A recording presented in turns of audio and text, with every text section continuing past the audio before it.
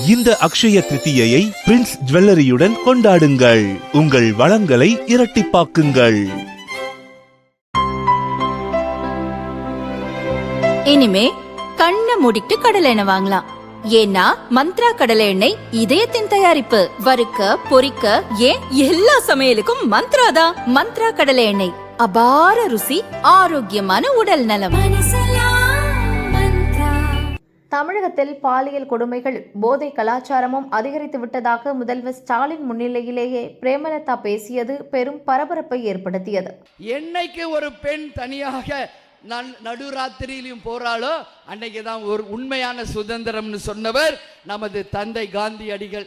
இன்னைக்கு அது போல தமிழ்நாடு முழுக்க ஒரே ஒரு குற்றச்சாட்டு தான் அண்ணன் மேல இருக்கு.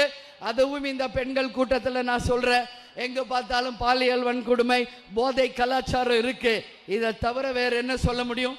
வேற ஒன்றும் சொல்ல முடியாது இந்த ஆட்சியின் மேல. நான் சொல்றேன், இன்னைக்கு ஒரு சகோதரியாக இந்த கூட்டணியிலே அண்ணனுக்கு வலதுகரமாக இணைந்திருக்கிறேன்.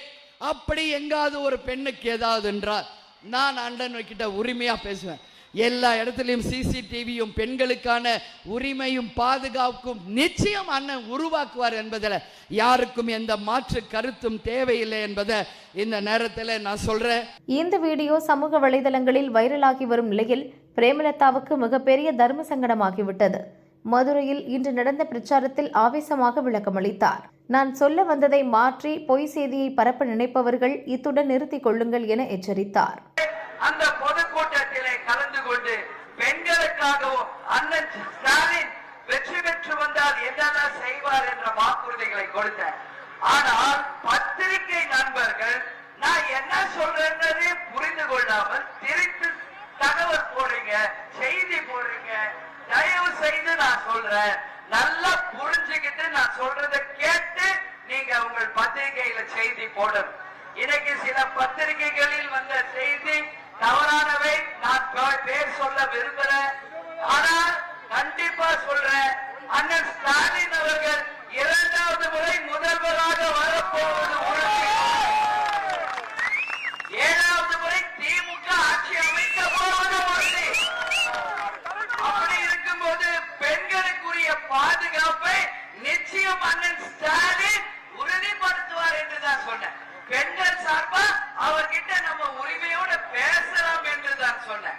இதையெல்லாம் புரிந்து கொள்ளாதவர்கள் தவறான செய்தி போடுவதை வன்மையாக கண்டிக்கிறேன். வன்மையாக கண்டிக்கிறேன். தப்பான செய்தி யாரும் போடாதீங்க. நான் ஏதோ ஆட்சியாளரை தப்பா சொன்னது போல தயவு செய்து திரித்து போடுவதை இதோட நிறுத்திக்கங்க. தமிழ்நாடு மக்களுக்கு தெரியும் நான் என்ன சொல்றேன்னு. இப்பவும் சொல்ற, அண்ணன் ஸ்டாலின் தான் 2வது முறை முதல்வர். 7வது முறை திமுக தான் ஆட்சி அமைக்கும். ஒட்டுமொத்த பெண்களின் பாதுகாவலர் அண்ணன் ஸ்டாலின் தான். மாற்று கருத்து இல்ல. எதனால நாங்க பெண்கள், கிருத்திகாவும் ஒரு பெண்ணு தான், நாங்க போய் அண்ணன் உரிமையா பேசுவோம் தான் நான் சொன்னேன். எனவே இது போல பொய் செய்திய போட்டா நீங்க நினைக்கலாம் இந்த கூட்டணிக்கு